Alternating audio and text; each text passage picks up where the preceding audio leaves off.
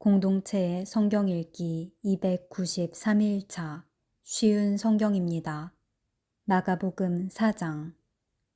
예수님께서 다시 호숫가에서 가르치시기 시작하셨습니다.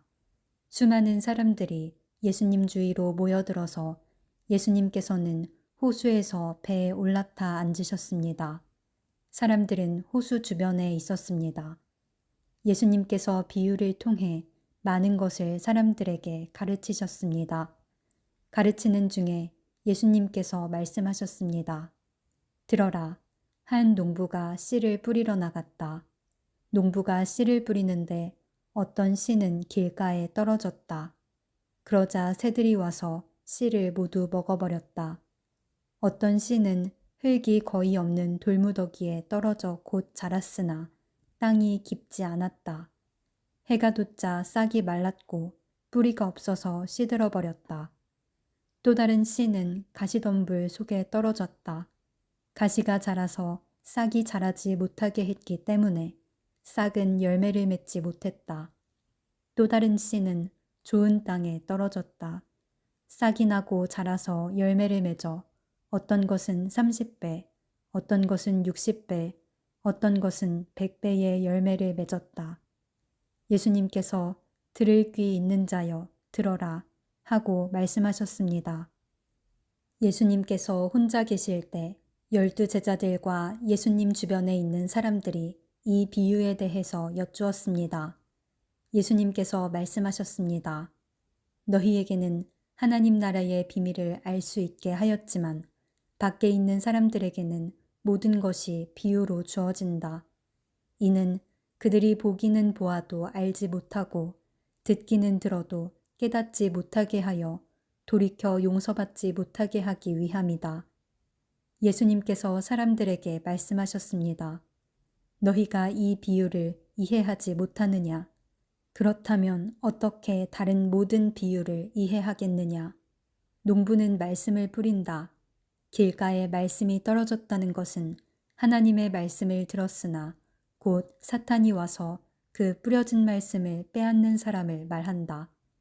돌무더기에 씨가 떨어졌다는 것은 말씀을 들을 때 기쁨으로 즉시 받아들이지만 속에 뿌리가 없어 오래가지 못하고 말씀 때문에 환난이나 박해가 일어나면 곧 넘어지는 사람이다.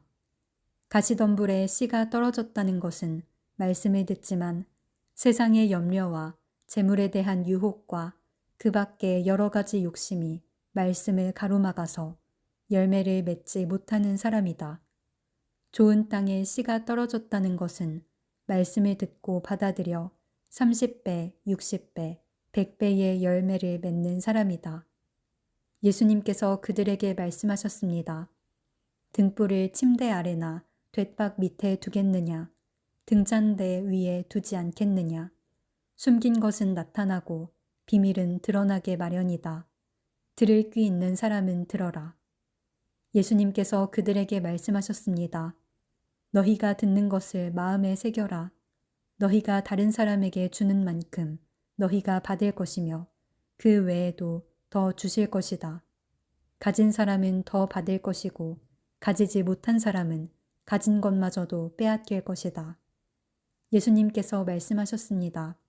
하나님 나라는 밭에 씨를 뿌리는 농부와 같다. 밤낮으로 자고 일어나는 동안 씨가 싹이 나고 자란다. 사람은 그것이 어떻게 자라는지를 알지 못한다. 땅은 저절로 열매를 맺게 한다. 먼저 싹이 나고 다음에는 이삭이 나오고 마침내 나달이 여문다. 곡식이 익으면 농부가 와서 낫으로 그것을 거두어 들인다. 그것은 추수 때가 되었기 때문이다. 예수님께서 말씀하셨습니다. 하나님 나라를 무엇에 빗댈 수 있을까? 무슨 비유로 설명을 할까? 하나님 나라는 겨자씨와 같다. 겨자씨를 밭에 심을 때는 밭에 심는 씨앗 중에서 가장 작다. 그러나 심긴 후에는 그 어떤 밭 작물보다 더 크게 자란다. 커다란 가지를 내어 하늘의 새들이 그 그늘에 둥지를 틀 정도가 된다.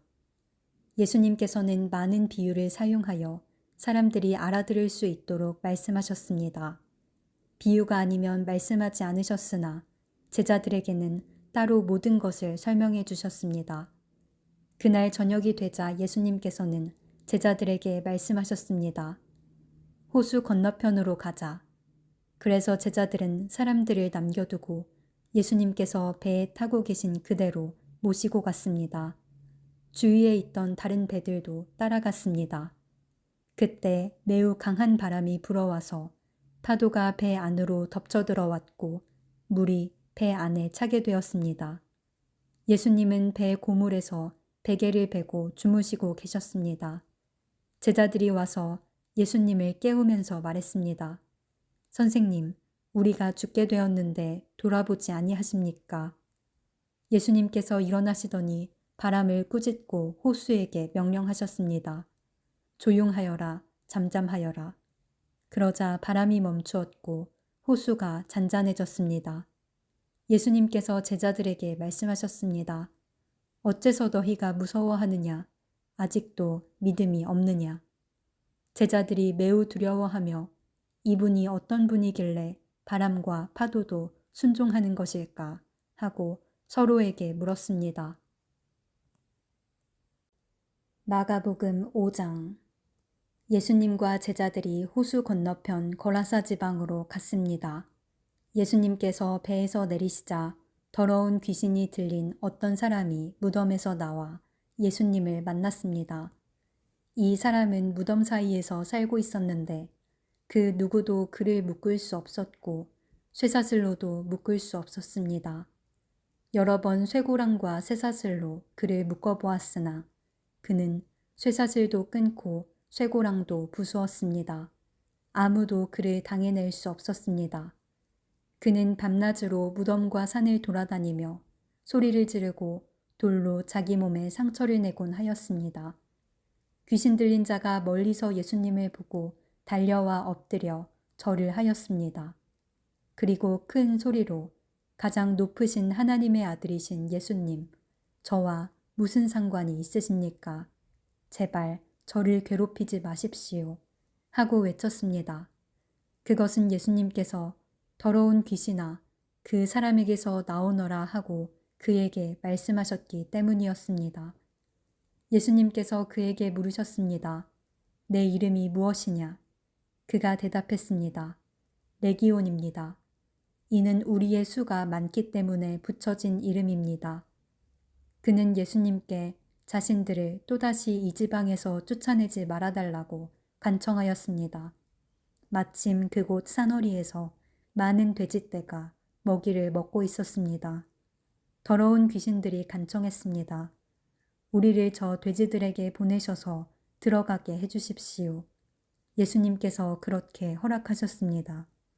더러운 귀신들은 그 사람에게서 나와 돼지떼 속으로 들어갔습니다. 그러자 거의 2,000마리나 되는 돼지떼가 호수 쪽으로 산비탈을 내리달아 빠져 죽었습니다. 돼지를 치던 사람들이 달아나서 읍내와 촌에 있는 사람들에게 이 사실을 알렸습니다.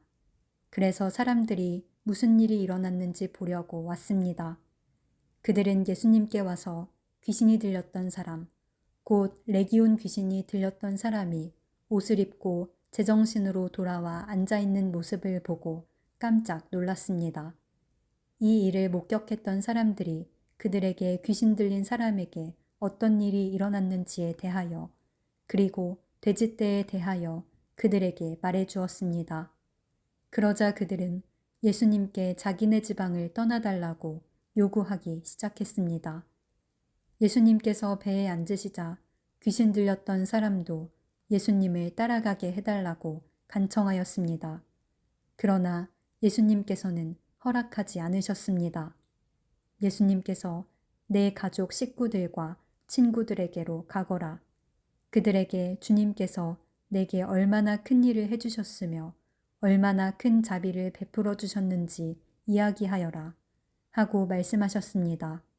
그래서 그 사람은 돌아갔습니다. 그리고 데가볼리 지역에서 예수님께서 자기에게 얼마나 큰 일을 해주셨는지를 사람들에게 이야기하자 모든 사람들이 듣고 놀랐습니다. 예수님께서 배를 타고 맞은편 쪽으로 다시 건너오셨습니다. 그러자 많은 사람들이 예수님 주위에 몰려들었습니다. 예수님께서 호숫가에 계셨습니다. 야이로라고 이름하는 어떤 회당장이 예수님을 찾아왔습니다. 그는 예수님의 발 앞에 엎드렸습니다. 그리고 예수님께 거듭해서 간청했습니다. 제 어린 딸이 죽어가고 있습니다. 제발 오셔서 그 아이에게 손을 얹어 주십시오. 그러면 건강해지고 살아날 것입니다. 그러자 예수님께서 그와 함께 가셨습니다. 많은 사람들이 예수님을 애워싸고 밀며 따라왔습니다. 그 중에는 12년 동안 혈루증을 앓아온 여자가 있었습니다. 그는 여러 의사에게 보이면서 고생을 했습니다. 그러나 가진 돈만 다 써버리고 효과는 없었습니다. 오히려 병이 더 심해져 갈 뿐이었습니다. 그러던 중 예수님에 대한 소문을 듣고 사람들 틈에 끼어 예수님을 따라가다가 예수님의 옷에 손을 대었습니다. 그 여자는 옷에 손을 대기만 하여도 내가 나을 거야 하고 생각했습니다. 그 즉시 피가 흐르는 것이 멈췄습니다. 그녀는 자신의 병이 나은 것을 몸으로 느꼈습니다. 바로 그때 예수님께서 자신에게서 능력이 나가는 것을 느끼셨습니다. 그래서 돌아서서 물으셨습니다. 누가 내 옷을 만졌느냐? 제자들이 말했습니다. 사람들이 애워싸고 밀치고 있는데 누가 손을 대었다고 말씀하십니까? 그러나 예수님께서는 손을 댄 여자를 찾으려고 둘러보셨습니다. 여자는 자기에게 일어난 일을 알고서 두려워 떨었습니다. 여자는 예수님의 발 앞에 엎드려 절하며 모든 사실을 말씀드렸습니다. 예수님께서 여자에게 딸아, 내 믿음이 너를 낫게 하였다. 안심하고 가거라. 그리고 건강하게 지내라. 하고 말씀하셨습니다. 예수님께서 계속 말씀하고 계실 때 회당장의 집에서 사람이 와 회당장에게 말했습니다. 따님이 죽었습니다. 왜 예수님을 계속 번거롭게 하십니까? 그러나 예수님께서는 이 말을 무시하시고 회당장에게 두려워 말고 믿기만 하여라 하고 말씀하셨습니다. 예수님께서는 베드로와 야고보 그리고 야고보의 동생인 요한 외에는 아무도 따라오지 못하도록 하셨습니다. 그들이 회당장의 집에 도착해 보니 몹시 소란스러웠습니다. 많은 사람들이 크게 소리를 내며 울고 있었습니다. 예수님께서 들어가셔서 사람들에게 어째서 소란을 피우며 울고 있느냐? 이 아이는 죽은 것이 아니라 자는 것이다. 라고 말씀하셨습니다. 사람들은 예수님을 비웃었습니다. 예수님께서는 사람들을 모두 내보내시고 아이의 부모와 제자들과 함께 아이가 있는 방으로 들어가셨습니다. 그리고 아이의 손을 붙잡고 달리다굼이라고 말씀하셨는데 이는 번역하면 어린 소녀야 일어나라는 뜻입니다. 그러자 12살 된 소녀는 즉시 일어나 걷기 시작했습니다. 이것을 보고 사람들은 놀랐습니다. 예수님께서 아무에게도 이 일을 알리지 말라고 엄하게 말씀하셨습니다. 그리고 아이에게 먹을 것을 주라고 말씀하셨습니다. 마가복음 6장. 예수님께서 거기를 떠나 고향으로 가셨습니다. 제자들도 예수님을 따라갔습니다. 안식일이 되자 예수님께서 회당에서 가르치기 시작하셨습니다. 많은 사람들이 예수님의 말씀을 듣고 놀라워하며 말했습니다. 이 사람이 어디서 이런 것을 얻었을까? 이 사람에게 있는 지혜는 어떤 것일까? 이 사람이 손으로 일으키는 기적은 어떤 것인가? 그는 목수가 아니냐? 그는 마리아의 아들이고 야고보, 요새, 유다, 그리고 시몬의 형이 아니냐? 그의 누이들도 우리와 함께 있지 아니하냐? 그러면서 사람들은 예수님을 배척했습니다. 예수님께서 그들에게 예언자가 고향과 친척과 자기 집을 제외하면 어느 곳에서나 존경을 받는다 라고 말씀하셨습니다. 예수님께서는 몇 명의 환자에게 손을 얹어 고쳐주셨을 뿐 많은 기적을 일으킬 수 없었습니다. 예수님께서는 그들이 믿지 않음에 놀라셨습니다. 그 후 예수님께서 마을을 두루 다니시며 가르치셨습니다. 예수님께서 12 제자를 불러 2 사람씩 보내기 시작하셨습니다. 그리고 그들에게 더러운 귀신을 쫓는 권세를 주셨습니다.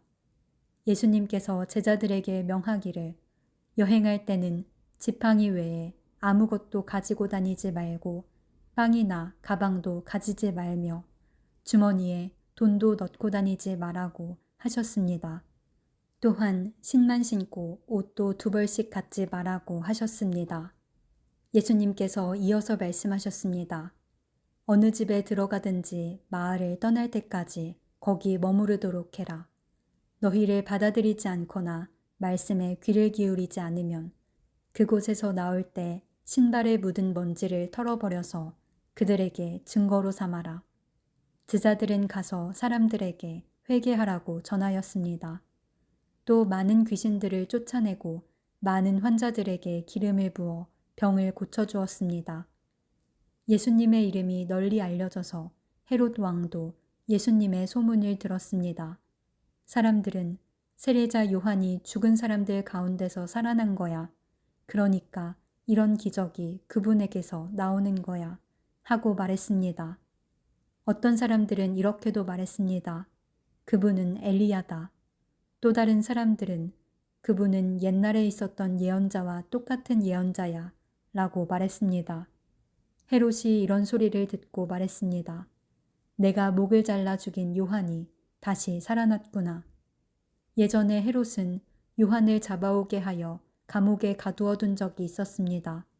이는 헤로디아와 관련된 일로 헤롯이 자기 동생 빌립의 아내인 헤로디아를 아내로 삼아버렸기 때문이었습니다. 요한은 헤롯에게 자기 동생의 아내를 자기 아내로 삼는 것은 옳지 않습니다. 라고 말하곤 하였습니다. 그래서 헤로디아는 요한을 미워하였습니다. 헤로디아는 요한을 죽이고 싶었지만 그럴 수 없었습니다. 그것은 요한이 의롭고 거룩한 사람이란 것을 아는 헤롯이 요한을 두려워했기 때문입니다. 그래서 요한을 살려두었습니다. 요한의 말이 듣기엔 괴로웠지만 그의 말을 즐겨 들었습니다. 그런데 요한을 죽일 수 있는 좋은 기회가 왔습니다. 자기 생일에 헤롯은 고관들과 천부장들, 갈릴리의 귀빈들을 초청해서 잔치를 베풀었습니다. 헤로디아의 딸이 춤을 춰서 헤롯과 잔치에 참여한 손님들을 즐겁게 해주었습니다. 그래서 헤롯 왕이 소녀에게 말했습니다. 내가 원하는 것을 말해라. 그러면 그것을 선물로 주겠다. 헤롯은 네가 무엇을 달라고 하든지 다 주겠다.